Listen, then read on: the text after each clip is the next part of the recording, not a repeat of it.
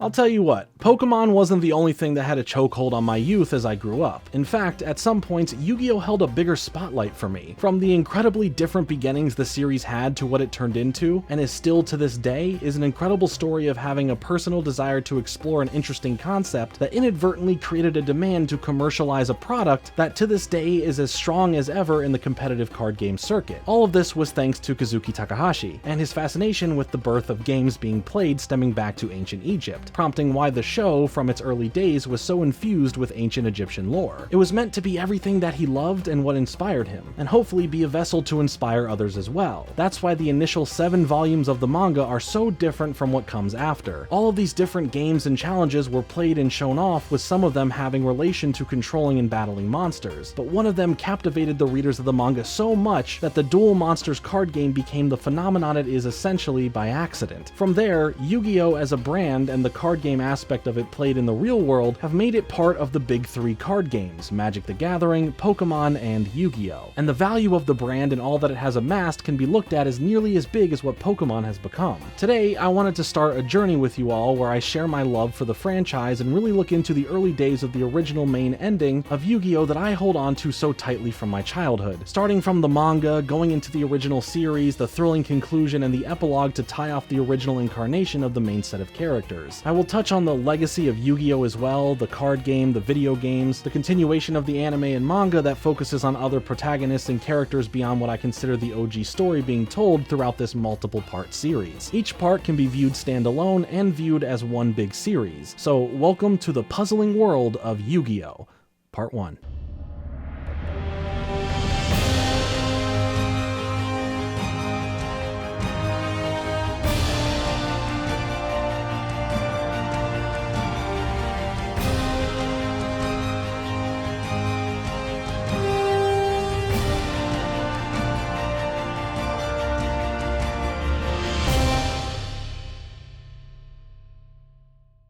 To understand how different Yu-Gi-Oh! Truly started out, we have to look at the original 7 volumes of the manga, where throughout Weekly Shonen Jump in Japan, the series, which translates to The King of Games, would be released as a horror manga. The world we get brought into and the characters within it are much like the original series you'd be most familiar with. We just wouldn't have them as we know them in the traditional sense just yet. It focuses on Yugi, who likes playing a variety of games, but after he ends up solving the puzzle piece placements of the ancient relic called the Millennium Puzzle, his life is changed forever when the spirit of an ancient pharaoh becomes infused with him, and his personality takes over the kind-hearted student and plays games with dangerous consequences with the various bad people or those with darkness in their hearts that cause problems for Yugi and his friends or acquaintances. These shadow games, if you will, would elevate the stakes of whatever's at hand, whether that's getting stabbed in the hand, having your mind completely corrupted and destroyed, sight censorship, poisonous ice puck explosions, or even burning alive an escaped prisoner who holds our main characters hostage at gunpoint. The results more often than not were deadly. Yes, Yugi, or the embodiment of the game-craving pharaoh, would go as far as to kill their opponent, but with the caliber of people they were, or what they were doing, made it most times satisfying to see, rather than just having this level of lethalness for the sake of it. More horrifying than it being a horror manga at the start was the fact that if you were a fan of what Yu-Gi-Oh! Soon would become, and then you'd go back and discover where it all came from, seeing these sometimes more adult situations play out, and your perspective on the characters you may know and love is flipped a little bit, it really kind of blows your mind. I feel that for many in the US, and for the rest of the world for that matter, discovered these original stories for Yu-Gi-Oh! Post getting into the main anime or card game.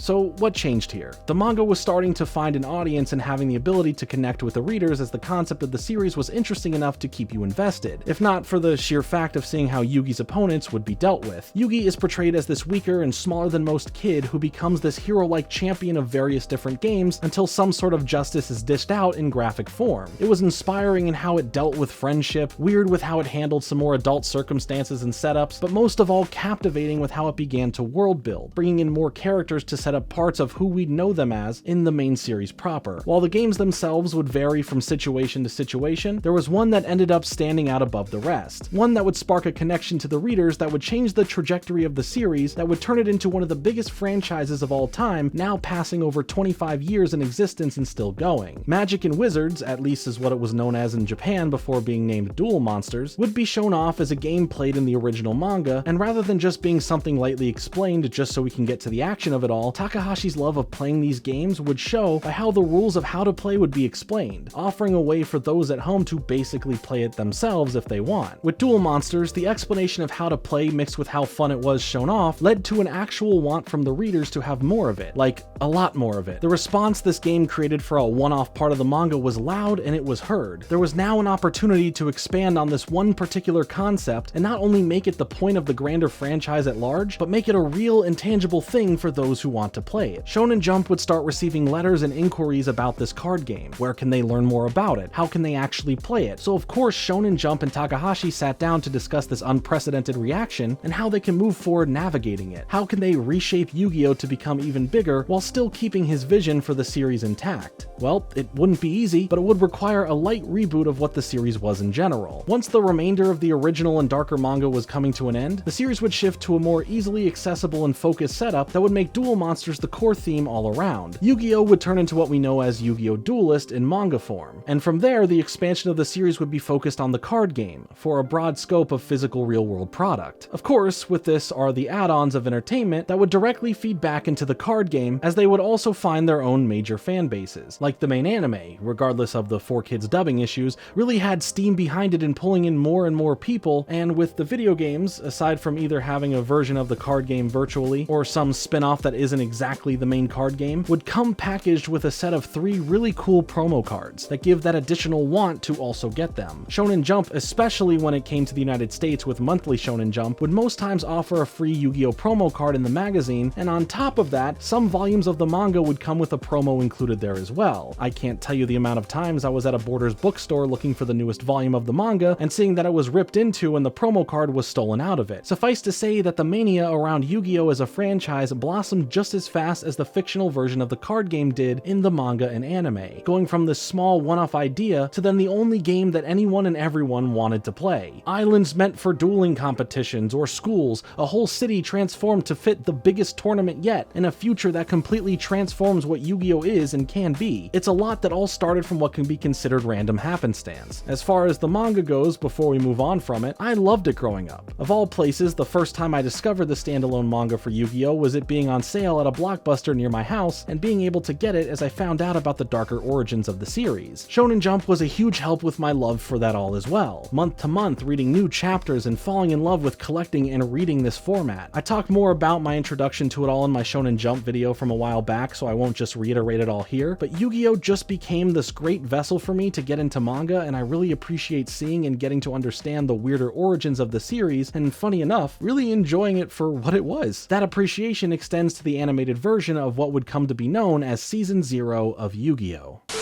Are you Sweepy? Have you been watching YouTube and you're a widow Sweepy? Aw, poor baby. I bet you want to take a little nappy poo, don't you? That's cause you're fueling your brain with this. You like this? Not anymore! Your brain's a Ferrari and you're fueling it like a golf cart. Look at you. You're better than this. You want to know how I put out a video nearly every day last month? You want to know how I did that while simultaneously taking 312 online horoscope tests? See, over at GamerSupps, we're dedicated to you. You hate carbs? So do we. Calories? So 2022, we got none of them. None of them. Except for calories, but it's like less than 1 calorie per serving. This is healthier and more delicious energy, and oh yeah, the price? We destroy the competition every time. Oh, you think Al's coffee from down the street tastes pretty good? Newsflash, Kyle, it doesn't, and you had to sell your PS5 to get it. But not here, and not today. So for a limited time, you can try GamerSupps absolutely free. No credit card needed. Just click my link down below, and you'll get some sample packs sent directly to you, free of charge. Or if you're already gonna go buy some anyway, you can use my code FRINGE for 10% off. You're welcome, Kyle, and you'll be helping out the channel a ton. So help me for free. Link in the description. Also, for the sake of both redundancy and for the unattached nature of it, we won't spend a lot of time digging into Season 0 of Yu-Gi-Oh! It basically is just a lot of what I went over with the manga itself, but for how much I appreciate it for bringing these darker stories to life through animation, I at least want to acknowledge some aspects of it. While the manga started in 1996, the anime adaptation of those first 7 volumes would premiere in 1998 and span 27 episodes to cover what the manga itself did. I just love how when we start the series here, Yugi and Joey, or by his Japanese name Janucci, aren't the tight bonded friends we'd come to love. I mean, the whole point of Takahashi's planning for these characters was to build the friendship between these two, taking the first 2 letters out of their names and putting them together as Yujo, which creates the Japanese word for friendship. So that one promo card that's called Yujo Friendship just means friendship. Well, it's hyphenated on the card to avoid that, and illustrated so you just can kind of understand exactly what they were trying to portray here. But Joey, or Janucci here, is portrayed as more of a bully towards Yugi, as we then explore his own issues getting bullied and beat down, building up Yugi's character as this person who isn't about fighting or violence, will still stick up for his friends, or in this case, early on, his bully to protect him from their bully. As the puzzle eventually gets fully put together after the tightening of the bond between Yugi and Janucci, the spirit of the pharaoh that takes over control in confrontational moments completely unleashes what Yugi isn't for, and that's a shadow game of chance where the loser can face severe and/or deadly consequences, deservedly so or not. It's a really nice balance of character personality and making children-focused games become a game of violence. Much like the manga, the series here would skew more towards the teenage audience, having more adult situations most often found in anime and manga, where some things may be more risque and violent, leading to those aspects being turned down greatly to fit in with the changing of the brand,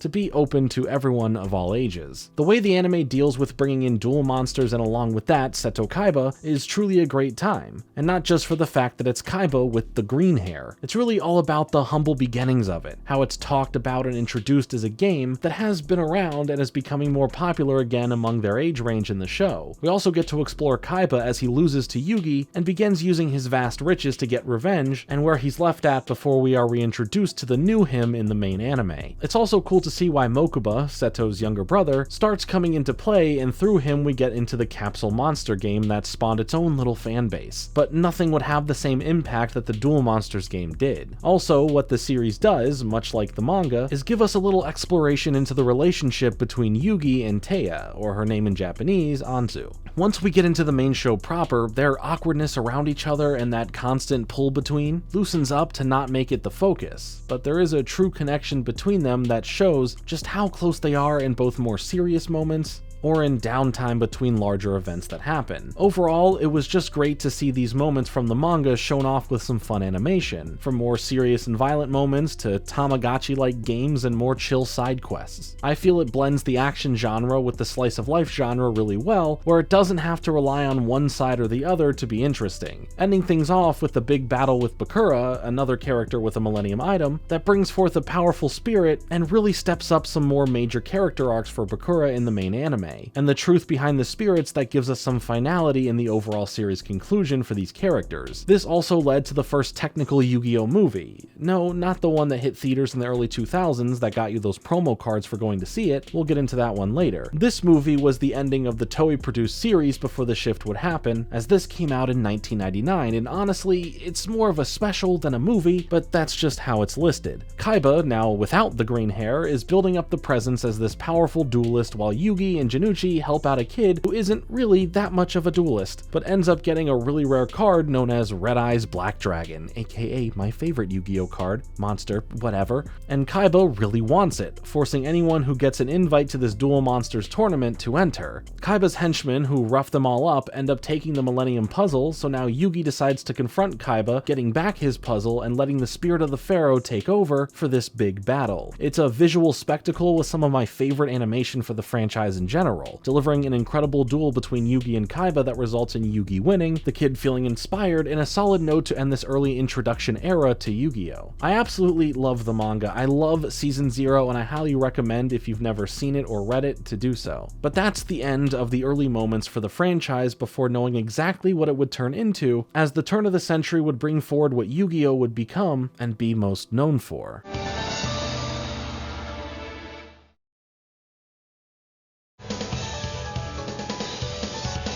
At the start of the 2000s, Yu-Gi-Oh! Would premiere as the new revamped version, as in late September of 2001, this series would premiere in the US, ready to begin truly growing the fan base outside of Japan. It brings you up to speed insanely fast with how the lore of the series will go, talking about how the ancient pharaohs sealed away the magic that was used in playing these destructive and deadly shadow games, and these imprisoned powers were placed into all of the different Millennium items, which brings us to the modern day of the story taking place where Yugi Moto has finished solving the ancient Millennium puzzle, which unlocks the spirit of the pharaoh, and is set forward on a path of destiny to not allow the shadow games to return for the sake of the fate of the world. The first episode re-establishes the focus of the series being set on the card game and those who play it. We get to see the main friend group of Yugi, Joey, Tristan, and Taya, who all have their own levels of interest in the game itself, with Yugi and Joey clearly being the most into it. Yugi's grandpa is a part of the heart of the show, running a shop where people can purchase cards from, as he has his own very extensive collection of cool, rare, and valuable cards that Yugi and his friends get to drool over. Another person who drools over them too is Seto Kaiba, labeled as the top-ranking duelist, and he notices that Yugi's grandpa has a Blue Eyes White Dragon in his collection, offering him a briefcase of rare cards and even money in exchange for his Blue Eyes White Dragon, but he doesn't budge as the card means a lot to him and won't ever give it up. We see this buildup of Kaiba being this evil, tunnel-visioned antagonist who takes the Kaiba Corporation towards a focus of elevating what is possible with duel monsters through virtual and hologram technology. At first, we see his powers in sending out his henchmen to do his bidding, kidnapping Yugi's grandpa and forcing Yugi and friends to head over to Kaiba Corp to deal with him. When they arrive, they find Yugi's grandpa defeated, with the winner getting the other's most valuable card as a prize, as Kaiba then rips in half the Blue Eyes White Dragon he took from Yugi's grandpa, truly making him such an over-the-top evil character before we spend part of the series exploring why that is later on. In this moment, Yugi's grandpa gives him a deck that he built, saying he put his soul into it, and he doesn't even know how his soul is going to be used as soon as the following episodes. Yugi takes the deck and is asked to teach Kaiba to respect the heart of the cards. Yugi's friends back him up and prepare him to handle this challenge, as Taya draws a smiley face and parts through all of their hands as a symbol of their friendship and not being in this alone. Kaiba brings the world of the duel to life with his virtual system, turning the battlefield into an actual battlefield, with Yugi having his transformation moment, embodying the spirit of the pharaoh. This whole battle builds up to a climactic finish as Yugi starts pulling individual pieces of a mysterious powerful monster, while Kaiba brings forth his 3 Blue Eyes White Dragons, leaving Yugi with little life points and no way out. That is until the heart of the cards helps him pull the final piece of Exodia. A card when assembled through its 5 pieces is unbeatable and creates an instant endgame, defeating the opponent, and Yugi ends up winning the battle. This moment sets a real trajectory for Kaiba's path forward, as Yugi uses his Mind Crush magical ability, or simply just saying opened your mind here, causing Kaiba's internal way of thinking to shatter in the efforts of removing the evil in his heart and to open up his mind. Mokuba witnesses this happen, and his own attachment to the series begins, and we end on seeing a character we haven't met yet named Maximilian Pegasus, the technical creator of duel monsters, in the world of the show, as he gets informed of Yugi defeating Kaiba, giving him some sort of idea while we catch a glimpse of his own Millennium item, the Millennium Eye. It's a solid opening episode of the show that introduces us to the characters we'll be dealing with throughout the series, a way to understand the concept of the card game, and also show that things are a bit goofy, but in a charming way. The representation of the heart of the cards and the overreactions to it all set up a lighthearted tone in more serious moments to build up the empowering spirit of believing in yourself, your friends, and yeah, the heart of the cards. The dub of this compared to the original Japanese version clearly shows how lacking the writing can feel at times, but even with the over-explanations and exposition dumps, ridiculous reactions, and silly wording of things, this is the version of the show that I and many others grew up with. I can still poke at these issues while enjoying it for what it was, and for what it meant to me. After that introduction episode, episode 2 brings in the setup for the story for this season, as Yugi and his friends watch some of the regional championship, seeing 2 other high-level players, Weevil and Rex, dueling with their respective themed decks of bugs and dinosaurs, where Weevil wins, earning the trophy from Pegasus himself with an invite to Duelist Kingdom, an island that will host a bold new tournament for the best of the best players of the game. But his reasonings for hosting such an event in the first place may be focused on something else, wanting to bring duelists to the island in hopes that those out there with Millennium items will come. Yugi receives a package from Pegasus though that on the inside contains a special glove with divots in it to place star-shaped emblems known as star chips, with 2 of them in the box to start out with, along with a VHS tape that he then proceeds to play. The video offers a weird challenge of dueling right now through the video, but Pegasus's power freezes time and magically puts them into a timed battle to see who can best who in the Shadow Realm. Thanks to his Millennium Eye, he basically cheats when he duels thanks to seeing Yugi's cards and predicting Yugi's moves. Pegasus goes on to explain the past about the Shadow Games and how duel monsters hold that same energy and magic from back then, but are brought to life again to their real world, and this other dimension that they're in, giving Yugi a better understanding of what's going on. Yugi does his best to outsmart Pegasus and overcome the challenge that his abilities bring, but when Yugi may have the winning blow here, the 15-minute time limit runs out for the duel, and Pegasus wins off of having more life points as he warns Yugi that their next duel will be for way higher stakes, showing off his Millennium Eye and forcing Yugi's hand to come to Duelist Kingdom by stealing the soul of Yugi's grandfather, entrapping him in a card. Poor old guy just can't catch a break, can he? The video is an invitation to Duelist Kingdom in the most fun way possible, giving Pegasus a chance to show how menacing and evil that he can be, and giving us a glimpse at how he technically cheats in battle to defeat any opponent that tries to face him. It's all some really good world building and a solid narrative drive for Yugi to have to now be confrontational when it comes to playing this card game that he enjoys for fun. Yugi and friends make their way to Duelist Kingdom as Yugi sacrificed one of his star chips so that Joey could also join in attendance, as he has a personal reason for entering the tournament. While Yugi wants to save his grandpa, Joey wants the prize money for his sister Serenity so they can pay the medical cost to try and save her eyesight. Taya and Tristan are coming along as well, but they had to sneak aboard the boat as they aren't official competitors themselves in the tournament. This episode really gives us the connection of Yugi and Joey's friendship as they look back on how they became close, calling back to the original stories of when Joey bullied Yugi, but Yugi stood up for him when he was getting bullied as well. And even further, when we meet a bunch of competitors on the boat like Weevil, who tricks Yugi into seeing his Exodia cards just to toss them out into the ocean to stop him from using the most powerful instant game winner going forward. And Joey jumps in after them and is mad that he couldn't save the cards for Yugi. And now Yugi must enter in the tournament without those cards, but at least he has a great friend in Joey who would risk his own safety over his friend's cards. The action starts right away when they arrive at the island as Yugi gets challenged to a duel with Weevil, to which of course he accepts. Now, the use of holograms and those special bringing these monsters to life setups are something Yugi is just getting used to, thanks to the first 2 episodes. But now, throughout the island are these special duel arena platforms that project the cards out to make it a flashy dueling experience, something that Kaiba, who is working on perfecting in a mobile way, will come back into the series with, that carries the future of the series post-Duelist Kingdom. The rules here are pretty simple. You need to earn more star chips, wagering them in the duels where you need a certain amount of them to be allowed into the finals essentially, and if you lose all of your star chips, you're out of the tournament. Now, the show, for the purpose of entertainment, has a bunch of tactics or moves made in duels that aren't possible in the card game itself, and logically don't make the most sense, but visually it lends to some really cool moments, and we can just acknowledge that fact now since we're not dissecting every single duel strategy that appears in the show. Yugi ends up defeating Weevil in a satisfying way, and soon after this, Joey is able to get his game on as he takes on My Valentine and her Harpy ladies, having to end up using his soon-to-be classic combo of having Time Wizard change up the luck for him, turning his baby dragon into Thousand Dragon and winning this match. What I really like about the Duelist Kingdom arc of the anime is that we get to meet so many cool and different duelists that bring some tough themed decks, and what a great selling tactic it was to want to pull these cards from current sets that would be released in stores. I always loved the cards that the next opponent they'd face, Mako Tsunami, had in his deck. He's also a pretty cool character overall, as they first enjoy a meal together before Yugi ends up getting challenged to a battle by Mako, to which Yugi ends up pulling off a win. After this happens, we see a mysterious kid escaping from the castle and is after Yugi for some unknown reason, who apparently takes this other duelist's cards and star chips, and Yugi along with his friends are the good guys, so they end up offering to help get them back for this duelist. When Yugi runs into the mysterious kid who stole everything, Yugi wagers all of his star chips in the duel to get everything back for the other duelist, so he doesn't get kicked out of the tournament for unfair reasons. Surprise, the mysterious kid is Mokuba, Seto Kaiba's younger brother, who was just out for some good old-fashioned revenge on Yugi for what he did to his brother. But Yugi isn't the real problem here for Mokuba, it's overall Pegasus, as he had kidnapped Mokuba originally to get Seto to come to the tournament. But after the initial battle Yugi had with Seto, Kaiba disappeared and Mokuba felt abandoned, blaming Yugi for this. After Mokuba tries to steal the star chips from Yugi, Yugi is able to break through to Mokuba that what he actually did to Seto in the first place would lead him to finding his new purpose as a duelist and himself, since the evil was lifted from his heart and mind. Mokuba understands everything a bit better now, and they agree that Pegasus is the real threat here. Sadly, it was too late to help the kid Mokuba stole the chips and cards from, as they were being forced to leave the island while Mokuba gets taken captive again and locked away by Pegasus once more. Now Yugi must face a ghost, or at least the claimed ghost of Kaiba, as at one point Kaiba ends up dealing with the corporate takeover of Kaiba Corp, when Pegasus works with the executives from the company known as the Big Five, and Kaiba ends up getting his card stolen, and they try and kill him, or in the 4Kids version, finger point in his direction,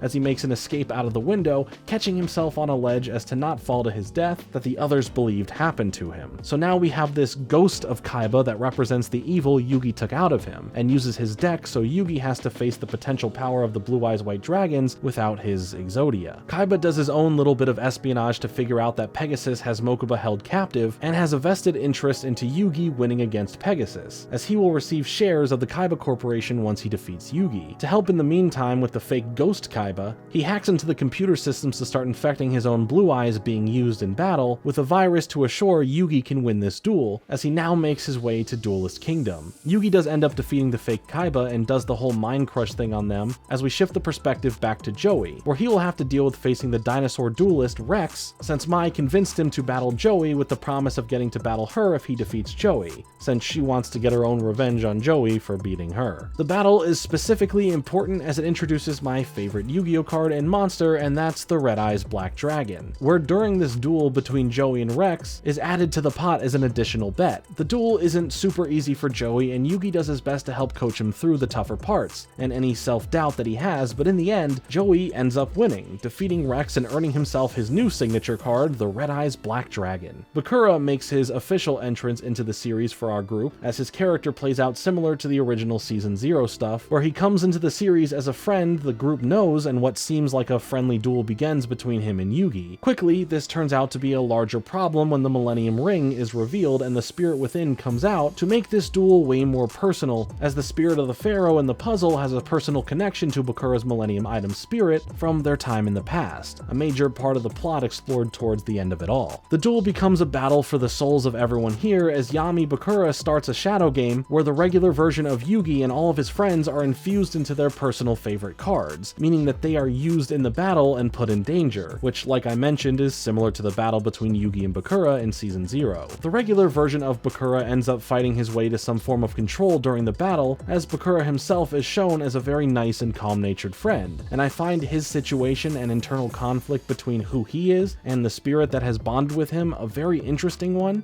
as this struggle dealing with it doesn't stop here once this conflict is dealt with. When the real Bakura ends up helping Yami Yugi win the battle, the others wake up where everything is fine and think of it as nothing more than just a dream. Mai is back, but maybe not for long, as this person named Panic has defeated her in a duel, and he is known as an eliminator, donning 2 massive star chip gloves to take out players on the island and take as many star chips as he can. Yugi jumps in to help and takes Panic on in another tough duel, and wins back Mai's star chips so that she can stay in the tournament, and Panic gets his mind crushed, naturally since he tried to turn Yugi into a burnt marshmallow. We learn a bit more about the power of the Millennium Ring, as it points to the presence of another powerful Millennium item, detecting Pegasus's Millennium Eye at the castle. But more importantly, Kaiba finally arrives at the island where Yugi returns his deck to him, and Joey wants to take him on instantly, proving that he isn't this punching bag that Kaiba treats him as. Unfortunately, Joey is easily defeated by him, but we get to see the early stages of Kaiba's dual disc technology, using these prototype versions to project holograms of the monsters anywhere a battle is going to go down. It was a good test for him to use them, or else why would he need to prove that he can defeat Joey? Because he can, and did, pretty easily. This defeat has Joey overthinking his abilities as a duelist, but he needs to prove himself as a great duelist to himself, while having that burning passion from Kaiba's demeaning comments running through his head. He ends up having to deal with a battle against Bones, a zombie deck specialist, who is a part of a group run by the duelist named Bandit Keith. And he's a loud American character, if you couldn't tell he was American. Joey's on his own here, as he went off and got into the duel by himself, and it proves to be a pretty decent challenge for him since Bones' zombie monster strategies are a losing game for Joey to play. When Yugi and the others find Joey, they get to witness him end up figuring out a way to counter and push past those strategies to win. Due to this duel though, the group end up getting trapped in a system of caves, and Bakura's Millennium Ring helps guide them in the right direction as they traverse the caves to hopefully find their way out. But just making their way out isn't the hard part, it's what's in their way, and that's the Paradox twins, a pair of duelists who face off against Yugi and Joey in one of the coolest duels this early on in the series, as the battlefield is turned into a labyrinth that makes it extremely hard for Yugi and Joey to navigate. If they want to gain entrance into the castle and make it to the final set of matches, the brothers are full of tricky riddles and living up to their names of Para and Dox, where one brother would be telling the truth the entire battle, while the other would only tell lies. They get offered to ask a question each to help them gain some information that they can take as they will, but Yugi holds off as he feels he may have sniffed out which one of them is the liar. I think this whole concept and duel was really fun, having the Paradox twins use their Shadow Ghoul monster fuse with the labyrinth itself and allow it to traverse the maze through the walls instead of being held up by them. It's really cool that they end up assembling the three monsters that come together to form the Gate Guardian, which serves as their endgame strategy, putting Yugi and Joey in a lot of trouble. In the meantime, Kaiba is on the hunt for where Mokuba is held captive, making his way to him while dealing with guards and alarms at the castle itself. We get another really awesome monster appearance when Yugi and Joey fuse together their Summon Skull and Red Eyes Black Dragon to create Black Skull Dragon, and are able to defeat the brothers, but the challenge isn't over yet. There are two doors, with one that correctly lets them pass on to the castle, and they must choose which brother to believe has the actual correct door behind them. The thing is, Yugi doesn't trust either of them, figuring out that there is manipulation involved by the brothers to make sure no matter what door they pick, it'll always be the wrong door. So he tricks them into revealing their secrets through some coin trickery to determine the door that they will choose, and the group are able to make their way to safety and out of the cave system and onward to the castle. Kaiba, on the other hand, deals with a confrontation from Pegasus that ends up in a deal made. To rescue Mokuba, who had his spirit stolen as well, Kaiba must defeat Yugi in a battle, giving him 5 star chips and has him go meet Yugi at the front of the castle doors. Playtime is over! It's time to duel! Kaiba challenges Yugi to a duel where he accepts, and the battle gets a lot more intense than before, with his ultimate plan in combining his 3 Blue Eyes White Dragons to create the Blue Eyes Ultimate Dragon. Taya starts noticing there is something different about Yugi though, specifically when he duels and becomes a lot more serious and makes more harsh decisions, calling back to an event from Season 0 as a nice connection to it, but really starts pointing it out here during this duel, especially as the battle goes on and Yugi comes up with a strategy to take out his Blue Eyes Ultimate Dragon, and Kaiba knows that he is in trouble and will lose this duel as Yami Yugi face the dilemma of not holding back even though Kaiba is on the edge of the castle, and the next attack to defeat him will knock him off the edge for him to fall to his death. Kaiba has basically understood his fate, thinking that he has lost everything anyway, so if he can't get Mokuba back, what's the point? Yami Yugi has a choice here. If he skips his turn, Kaiba has a chance to save himself from losing, but if he attacks, he wins, but Kaiba will be killed. The thought of rescuing Yugi's grandpa keeps his decision to attack regardless, but through the power of Taya noticing this difference in Yugi and trying to stop him from going through with the attack, and the regular Yugi inside of Yami's head pulling him back, Yami Yugi stops his attack, and Yugi takes over the battle and holds back the spirit of the pharaoh for the time being.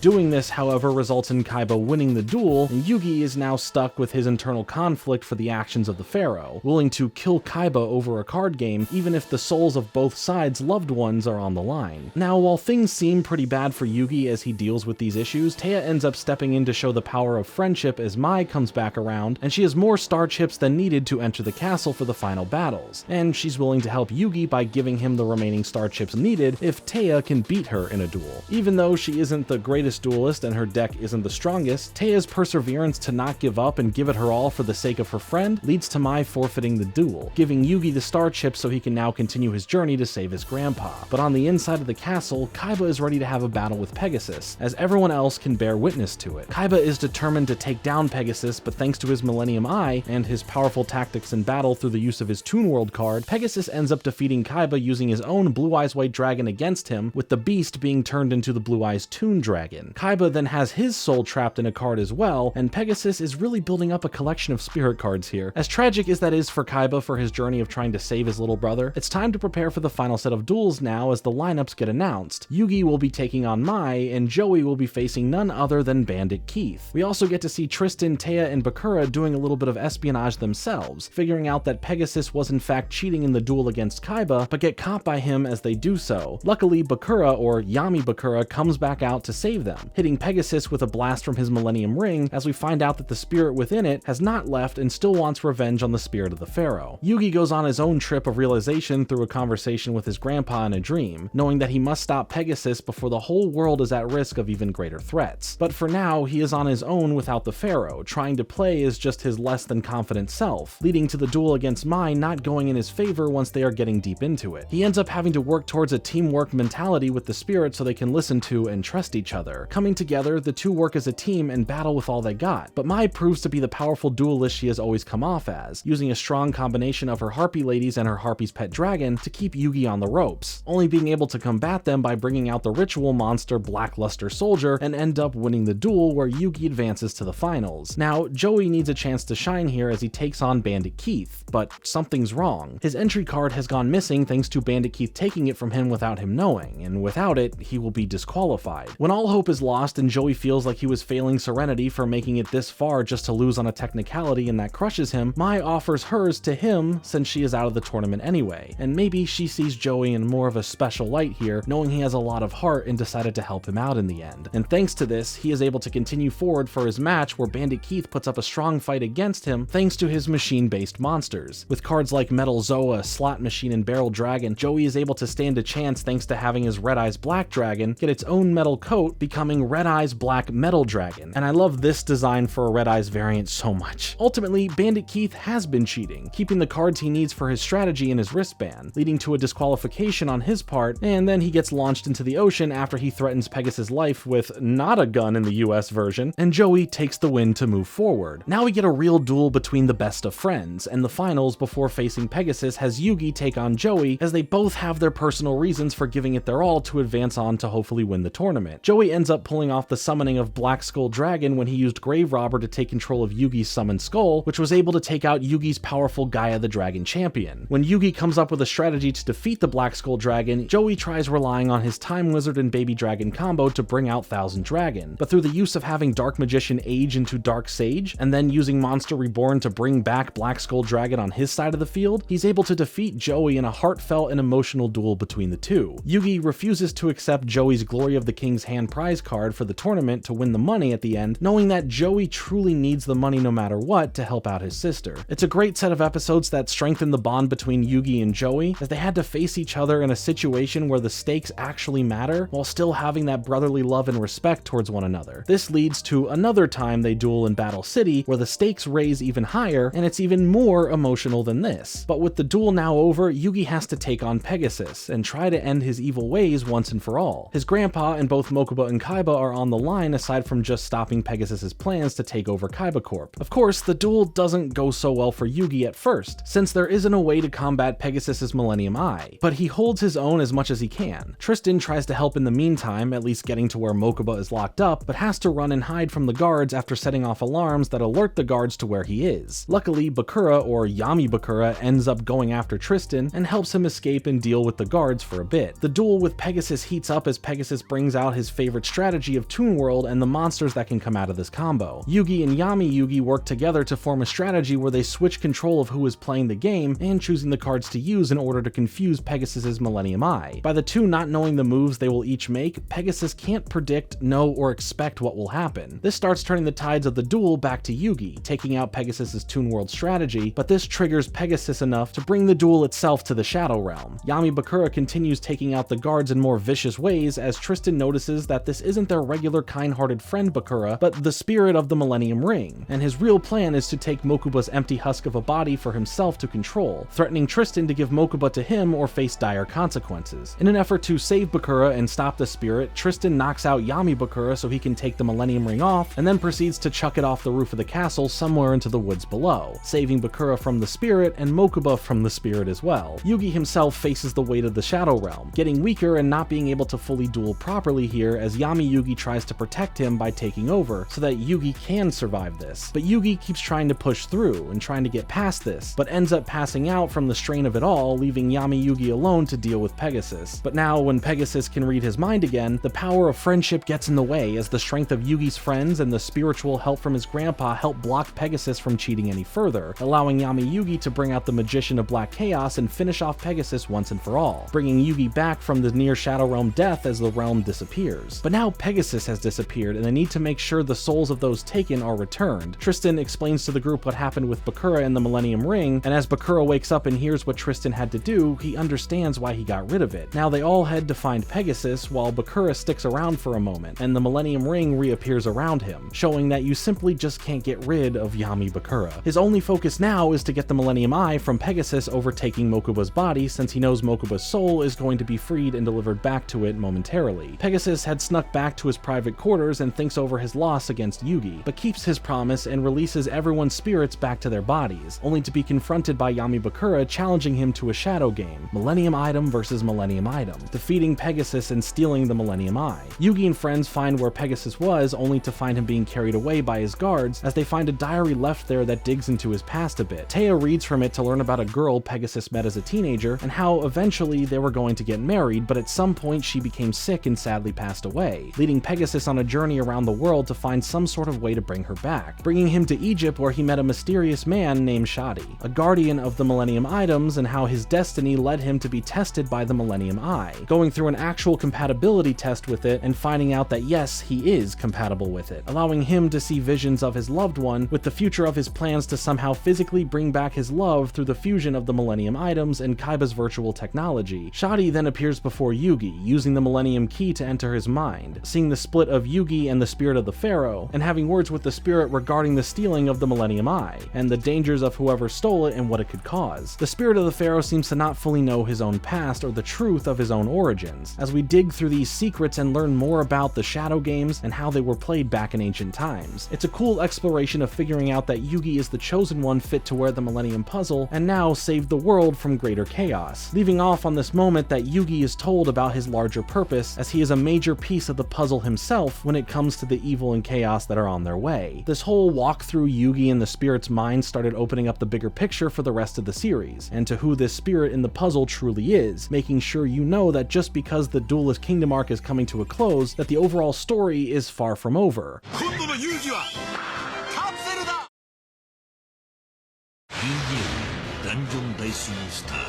Before we close on Season 1 in general, there are two really small arcs that finish things off. The first is the Legendary Heroes arc, where we first see the results of the tournament as the prizes are dispersed out, like the millions of dollars for winning as Yugi gives it to Joey. It's another emotional and sweet moment between the two friends as Joey can officially help his sister. Yugi also receives a special one-of-one card handmade by Pegasus called the Ties of Friendship. Yugi and the spirit have a nice moment too, where they are fully realized in their own friendship and how to operate alongside one another as the spirit tells Yugi to call him Yami. Back home, Yugi is happy to reunite with his grandpa, but after some time back, the group meet a girl named Rebecca, the granddaughter of the friend that Yugi's grandpa received his Blue Eyes White Dragon from, as she thinks that he stole it and demands a duel to get it back. Little does she know that it was ripped up and destroyed some time ago back at the start of the season. Yugi ends up taking his place in the duel since his grandpa is still pretty weak just coming out of that coma, as they then proceed to go duel at Kaiba's new arena thanks to Mokuba giving them access to it in appreciation for helping them get freed. She's a tough duelist for her age, and Yugi's grandpa notices that her cards and strategy in the duel are played exactly like his old friend who gave him the card in the first place. Seeing how the duel is playing out, Yugi's grandpa looks back on his own memories with his friend Arthur, and how at one point when they were on an archaeological dig many years ago in Egypt, they became trapped and had to duel over the limited remaining water they had, but he ended up surrendering the duel in favor of Arthur getting some water, knowing he needed it more than him in the moment. And keeping things how they were back then, and for the sake of Rebecca learning about the heart of the cards, Yugi surrenders the duel as well, where Yugi's grandpa shows her the results of what happened to the Blue Eyes White Dragon, being ripped in half and only held together now by tape, causing her to go into a rage over it. He tries to explain how this happened and that he would never be the one to do something like this to the card when she claims he's the one who ripped it up. But her grandfather Arthur arrives to the surprise of Yugi's grandpa and shows Rebecca that Yugi could have easily won that battle but chose not to, just like Yugi's grandpa did for him back in the day, as Yugi then explains it was a chance for her to understand the heart of the cards more so than just winning some duel. Arthur also goes into the story of what happened back then during his time in Egypt with Yugi's grandpa, and that the Blue Eyes White Dragon was given to Yugi's grandpa rather than being stolen. Yugi isn't mad at Rebecca as she expresses her apologies, and he even gives her the one-of-one the Ties of Friendship card as a sign of their friendship, and it's all really wholesome in the end, giving some unneeded but welcome closure to how exactly Yugi's grandpa received the Blue Eyes White Dragon and the story behind it all. The remaining part of this small arc now shifts to dealing with the Big Five 5 that tried to take over Kaiba Corp from Kaiba, as they convince him to try out this new virtual reality game the company has been working on called Duel Monsters Quest. Once again, Mokuba is taken captive as Kaiba is stuck in the game thanks to the Big Five, but Mokuba manages to escape along with Kaiba's deck as he runs to Yugi and friends for help. Yugi, Joey, and Mokuba get in some virtual reality pods themselves that Mokuba brings them to, as Taya and Tristan stand guard so the Big Five don't get to their machines as well to keep them trapped in the game along with Kaiba. This essentially plays out as an RPG experience, which is a fun expansion of the concepts we've seen before, but now with technology instead of shadow magic. Even Mai ends up there as a champion-like figure who actually helps them out a bit rather than just face Joey in a duel. Their main journey has them on a quest to stop the revival of some powerful dragon, and in this world your duel monster cards affect the world and can offer aid in situations, which is also a really fun concept to play around with here. Once Mokuba, who gets captured again, is able to help free himself and Kaiba, they all come together as a group when the Big Five announce they are joining in on this battle personally. They skip the ritual needed and fully summon the five-headed dragon, which is extremely fitting given the circumstances, and only dragon-type monsters can truly hurt it. Joey has his Red Eyes Black Dragon save Mokuba from being targeted by the attacks, but it causes his life points personally to hit 0, as he then vanishes from the game for his sacrifice, followed by Mai doing the same thing, sacrificing herself as well. Yugi pleads with Kaiba that they need to work together to defeat this seemingly impossible threat, with Kaiba only agreeing once Mokuba steps in to save him and ends up Spider-Man vanishing away in Tony Stark's arms. Together now, they combine the power of the Blackluster Soldier and the Blue Eyes Ultimate Dragon to summon Dragon Master Knight, which is now able to defeat the five-headed dragon, and the plans of the Big Five are stopped as everyone returns from their time in virtual reality. It's just nice to see a moment where Kaiba and Yugi get to work together, and what a glorious way for them to do so. That ends that specific little arc as we enter into the final mini-arc of the season, the Dungeon Dice Monsters arc. Here we get to meet Duke Devlin, a new student at school who happens to also own a game shop where he has his own new hit game flying off the shelves and stealing some attention away from Yugi's grandpa's shop. The new game is called Dungeon Dice Monsters. This was also an attempt like Capsule Monsters where it did spawn its own little fan base along with merch and games, but it never took off to last a long time. It's just interesting to look back and see moments like this and how they may have been used to just create more out of the property in different avenues. Duke wants to get some sort of revenge on Yugi for the fact that he thinks he was cheating in the duel against Pegasus to become the champion of Duelist Kingdom. Duke in school comes off as a ladies' man and another antagonist for Joey as he makes a fool out of him quickly, as they butt heads and end up having a duel where they can only use cards from new booster packs, and an additional bet that if Joey wins, Duke will close his shop, and if Duke wins, Joey will have to be his personal servant for a week. In Duke fashion, he makes a whole special ordeal about this duel, broadcasting it out for others to watch and even his own cheerleaders there to boost up his own ego. At one point in this duel, it looks like Joey may actually win, but Duke has kept a calm demeanor, and the reason why was he had a strategy that he knew Joey wouldn't anticipate based on how he was wildly playing, catching Joey off guard, resulting in Duke winning. To make matters worse for Joey, he has to be a servant now for Duke and is forced to wear a dog outfit for the heck of it. Duke plays into this and starts making him act like a dog to be humiliated in front of his peers. Yami Yugi comes out to confront Duke and challenges him to a duel for Joey's freedom, but Duke doesn't want it to be duel monsters. He wants them to play Dungeon Dice Monsters. If Yugi loses, however, he is forced to swear he will never play duel monsters again, and that Duke will be the new king of games. Despite his friends telling Yugi not to do this, Yugi catches a flicked die in a really cool guy fashion and accepts the challenge. Yugi is more concerned about how his friends are treated than any sort of game, so the stakes are set and the game of Dungeon Dice Monsters is about to begin. Yugi, much like the audience at this point, has no idea how to even play the game, putting him at a great disadvantage overall. Duke purposefully leaves the rules and explanations of things vague and kind of a surprise for Yugi, which in a way feels like cheating here, which is what he kind of called out Yugi for in the first place, but the game is confusing. The rules aren't explained all that well, and maybe it wasn't the best selling point to make this a thing when the game itself doesn't fully make sense for the viewer and it's not as interesting because of it. Now, to be fair, during this battle it does become a bit cooler and more explained enough to understand the base mechanics, but even in real life when playing the version of it that they released, the coolest part of it was just getting the figures rather than caring about how the dice part of things work. At least that was the way for me and many others I've talked to about it. Duke further goes into how Pegasus was helping him put together this game, giving him somewhat of a reason to think little and poorly of Yugi, especially since he defeated his investor and he was going to have his game be mass-produced through Pegasus's company. That is until Yugi defeated him and ruined the future plans he had, or so he thinks. After a while, Yugi ends up getting the hang of things and even takes a small lead, but with more rules and explanations not given to him, Duke is able to get the upper hand and put Yugi in the toughest spot yet. But Yugi brings out the heart of the dice and has the luck of summoning out his dark magician in this game, and also combining the efforts of magical hats when a monster-destroying cannon is activated by Duke, saving his Dark Magician as Yugi continues to make some moves to bring his Dark Magician right to Duke's side of the field, directly attacking him and winning the game. I guess he really is the king of games. Joey is freed from the dog suit and his servant duties while Duke apologizes to everyone and becomes a lot more friendlier towards the group, understanding now how it would be possible for Yugi to defeat Pegasus. The group make their amends with Duke and even celebrate how fun his game is, which shocks him to see how nice they all are. Yugi goes into his good moral spiel about revenge making the problems greater and that friendship trumps everything, and in the end, Duke receives an email from Pegasus's company anyway about producing his game, so it was all for nothing and he was just impatient. The group now have a new friend in Duke, but there is so much left to come in the future, and that's where we're going to leave it today, as we have now hit the technical end of Season 1. Yu-Gi-Oh! As a series has so much going on with a lot to cover, so next time, we enter into the next major arc for the series as we start the Battle City tournament, where the dual discs Kaiba was working on are completed, and now all of Domino City is a battlefield filled with Egyptian god cards, mysterious organizations, and a new villain that raises the stakes for Yugi and his friends, testing them in ways we haven't seen just yet. We have so much left to cover aside from the other seasons of the show, like the movies, the card game itself, and the legacy that the show has left and continued on. So I look forward to the next part in the series, and I hope you do as well. Let me know your thoughts on Yu-Gi-Oh! In general, and how you feel about Season 0 and Season 1 in the comments below. I've been Jordan Fringe, thanks so much for watching, like and subscribe.